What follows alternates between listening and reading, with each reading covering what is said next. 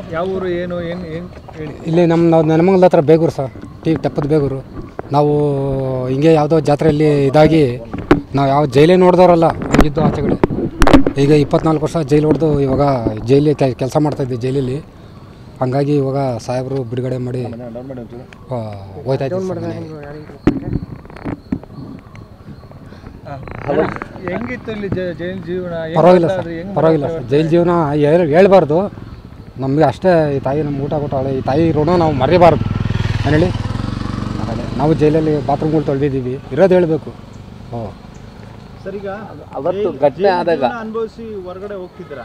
ಇದೇ ಕೆಲಸ ಎಲ್ಲ ಆಚೆಗಡೆ ಮಾಡ್ಕೊತೀನಿ ಸರ್. ಹೇಗೆ?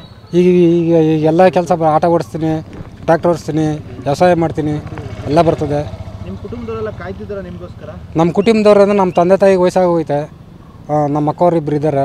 ಅವರಿಗೆ ಅಲ್ಲೇ ಊರಲ್ಲಿದ್ದಂಗೆ ಮದುವೆ ಮಾಡಿದೆ, ಅಲ್ಲಿ ಇಲ್ಲಿ ಕೆಲಸ ಮಾಡಿ. ಈಗ ಅವ್ರು ಸರ್ ಅವ್ರನ್ನ ನಮ್ಮ ತಂದೆ ತಾಯಿ ನೋಡ್ಕೊಂತಾರೆ. ಮದುವೆ ಆಗಿಲ್ಲ, ಹೆಂಡತಿ ಮಕ್ಕಳು ಯಾರು ಇದ್ದಾರೆ ಸರ್. ಮದುವೆ ಅಂದರೆ ಅದು ಬೇರೆ ಬಿಡಿ, ಅದು ನಾವು ಕೆಲ್ಸಕ್ಕೆ ಹೋಗ್ತಿದ್ವಲ್ಲ, ಅಲ್ಲಿ ಇದು ಮಾಡ್ಕೊಂಡಿದ್ವಿ. ಎಲ್ಲ ಅವರೇ ಮನೇಲಿ ಅವರು. ನಿಮ್ಮ ಹೆಸರು? ನಮ್ಮ ಹೆಸರು ಗಂಗರಾಜು.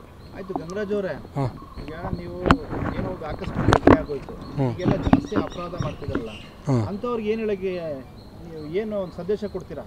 ಏನು ಹೇಳಿ? ಮಾಡುವಂಥವ್ರಿಗೆ ಬುದ್ಧಿ ಹೋಗಿ ಅದು ಹಿಂಗೇನು ಮಾಡ್ತಾರೆ ನೋಡೋ, ನಾವು ಅನುಭವಿಸಿ ಬರ್ತಾಯಿದ್ದೀವಿ, ಇನ್ನು ಮಾಡೋಕೆ ಹೋಗ್ಬೇಡಿ, ಮುಂದೆ ಚೆನ್ನಾಗಿರ್ರಿ ಅಂತೇಳಿ ಇದು ಮಾಡಿ.